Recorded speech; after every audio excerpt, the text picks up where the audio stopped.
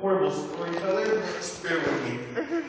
Monday night, I got a phone call at home. We were aware that a cousin was very ill with cancer. The phone call was kind of disturbing because the message he had named to live. We were taken back, and all we could really do was pray.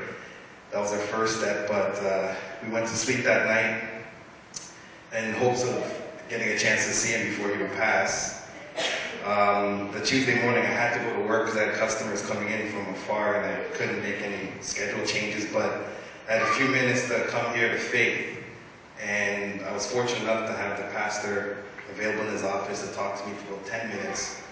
And we prayed, and we were looking at a way on Tuesday to somehow get to St. Joseph Hospital in Toronto and see my cousin, whose name was Alan McNaught.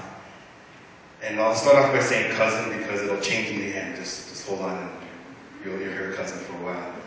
So the pastor, we weren't available. Our schedules, it didn't work. And my thoughts that whole evening was, I'm not going to get a chance to see him. And I wasn't sure where his heart was with God. That was actually even more than seeing him. That was my main concern. A little bit about Alan and what I know. When I say cousin, it's on my wife's side, but I've seen him about 3 or 4 times, and every time I've ever heard Alan's name, it was drugs, it was alcohol. He was an individual that never hurt others. He would just tend to hurt himself. That's how I gotta put it. His side of the family that he was on, they didn't know Christ. I don't think he had any, I don't even know if he entered a church maybe for a wedding. But the reason I state that is we were able to coordinate on Wednesday, and actually the pastor was adamant Wednesday morning. I did have something I had to do, but in the sounds of Pastor Rob's voice, it was like, okay, I gotta put this off. I'm going to the hospital with Pastor Rob. Lord, 45 minutes, what am I going to say? But we went, and it was a great ride. So if you ever get the opportunity, Pastor Rob's a great shotgun.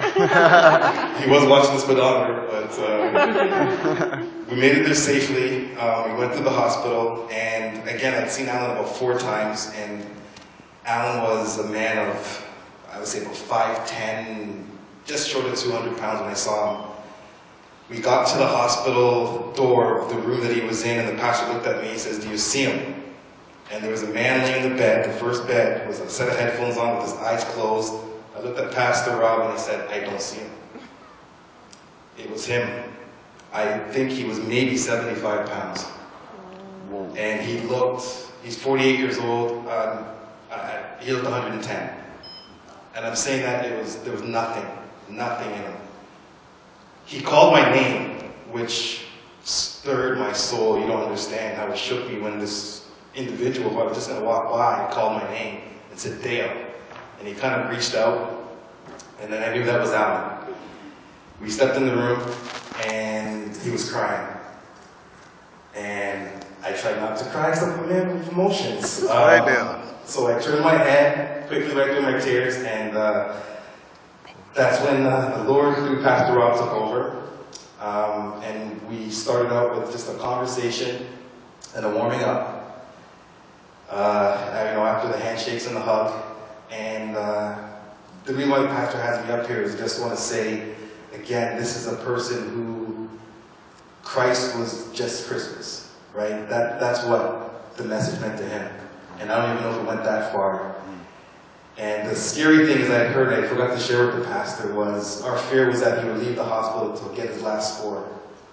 I didn't know the exact diagnosis from the doctors, but as we walked in, the first thing he said was, "They've given me 6 months." About 2 minutes in, after our greetings, he turned to us and he said, "I want to go to heaven." I'm going to cry. I got this on recording, yo. I grew up, shout out to PG. I grew up in a Christian family. I went to church 8 days a week because it was twice on Sunday.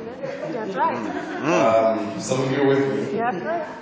And to see a man, only thing he wanted was Christ. That's why I didn't come up here.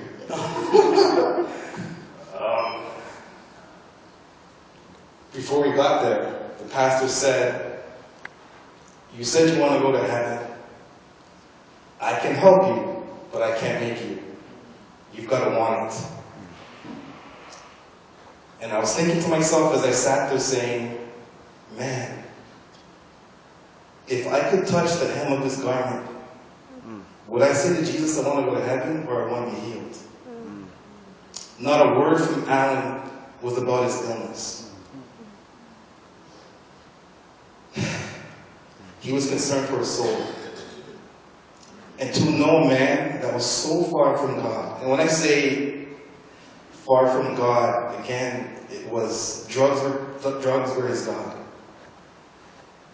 And for him to cry out and not ask for, guys, you gotta give me some money to go get something, he said, I want Jesus.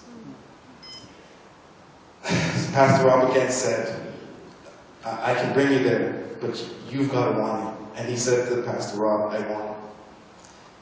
And as I went through the sinner's prayer, he repeated it.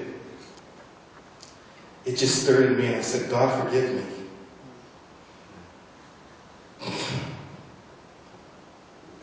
It's something that we take for granted every day. And his last grasp wasn't, you're a pastor, make this go away. It was, I'm scared, I want to go to heaven. How could this happen? They went through it. We read a few scriptures. I was praying on the side. And he looked, and those tears.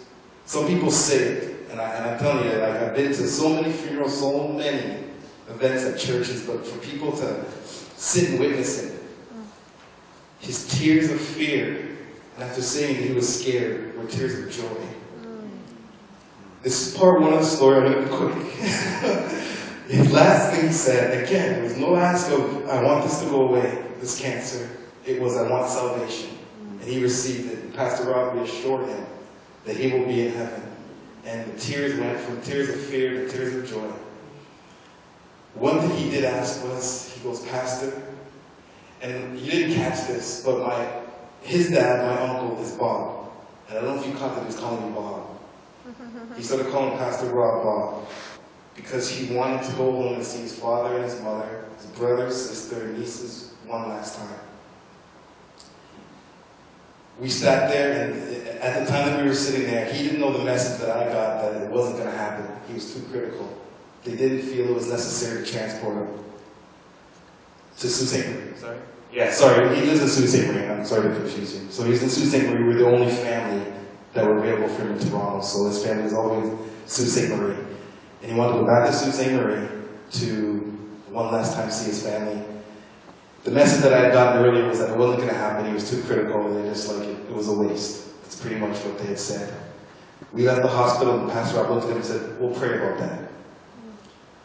No sooner did I get home, it was maybe 4:30, we got the message that a helicopter was at the hospital. They asked him to pack his bags. They're going to fly him to Sarnia to then, I guess, to another helicopter or plane to get to Sault Ste. Marie.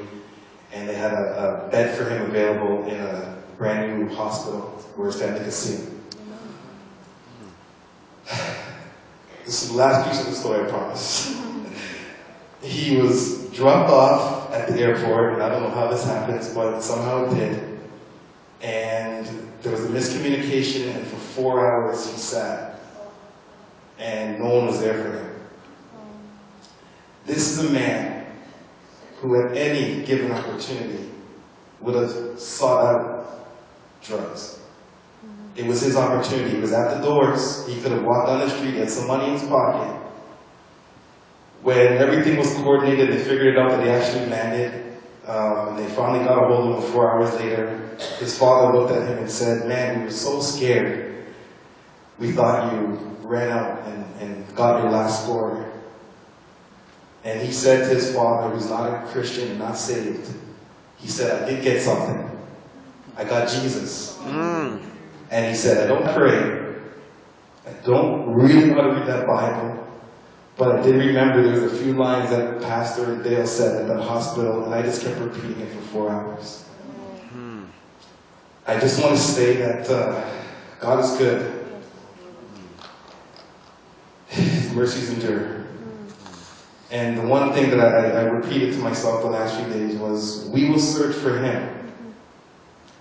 We won't find God. He will find us. It doesn't matter where you are. It doesn't matter the circumstances that you are faced with. We serve a great God.